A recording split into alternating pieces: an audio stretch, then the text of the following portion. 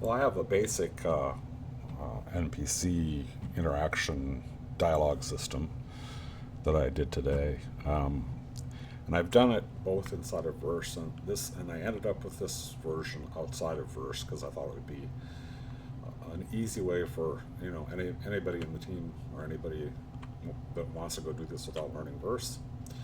So basically, what you're going to do is you walk. I've got it set up so I've got an NPC character who I could have animated, but I got him kind of just standing there right now. You should probably use an animated pose, but you walk up to him, it pops up and says, "Yeah, you want to interact?" And then you say, "Sure." You press E, and it brings up dialog boxes, and they say, "Are you looking for beatbox?" And you can say no or yes. Let's say in this case, I'm going to say yes. Would you like a clue? Sure or nah? Sure. Go look for them, geez. So,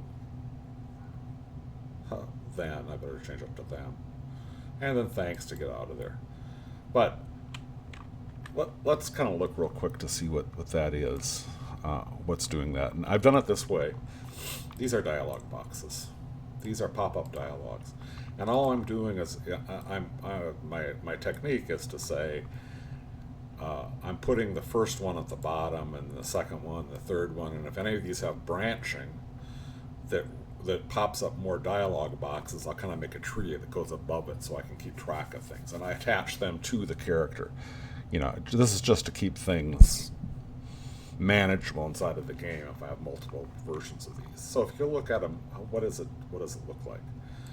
Popolog, this is the first one. So I have a pop up dialog device. I'll go ahead and change that to one. But one. Whoop.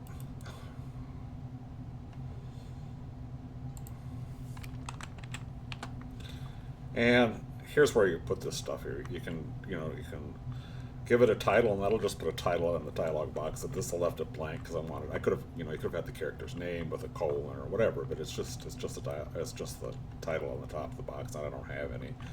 And here's a question. This is a question basically. Are you looking for beat blocks? And you can place it wherever you want to. And you say how many buttons do you want? And then you say, what do you want those buttons to say? Yes or no. So the question was, are you looking for beat blocks? Yes or no. 2 buttons. And I could have up to 6 buttons. And then it says, you have down here, you say, what do you want to have happen? And so basically, if they press for a 1 or a 2, it will cause other things to happen. And I say here, hide this dialog box, this first one, anytime they press one of the buttons. So if they press any one of the buttons, it's going to hide that first dialog box because you've made a decision. So how does the second dialog box, and when does this thing show? It doesn't show, at the beginning, because it only shows when you go up there and say you want to interact with the character. So this is how you do it. So they interact with the character, displays that first dialog box, and then after they've answered one of the questions on any responding button, I hide the dialog box. Okay. So if I look at dialog box 2, which was this one, and it said, would you like a clue? Well, I'll say, would you like a clue? And sure or nah. And again, if they click on sure or nah, it goes ahead and responds on any button. So it says hide it if they say sure or nah. So basically, if they've interacted with this box, hide the box. And when is this triggered? Well, this is only triggered, remember, if they pressed in dialog box 1 that they wanted to. They're interested in beat blocks, quest for beat blocks. So basically, it says don't show the second dialog box unless they've been prompted out of saying that they want to know more in dialog box 1. And dialog box 3 works almost exactly the same way. But it just says it's only one button, and you say thanks. And basically, all it does then is says, well, it hides a dialog box if they say thanks. And again, when was this third dialog triggered? When the second dialog, when they said, yeah, they want to know more. So that's kind of the basic thing. Now, the thing that what can you do with this? This is an interesting way to make quick dialogues and you can have characters to talk. But these are events, right? So these things fire events. So basically, if I would have said thanks, and this one, which was button 1, it'll be firing a button. So I could have triggered easily for it to do something.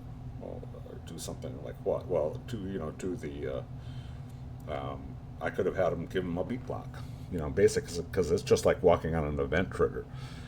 I can cause it to do anything in the game.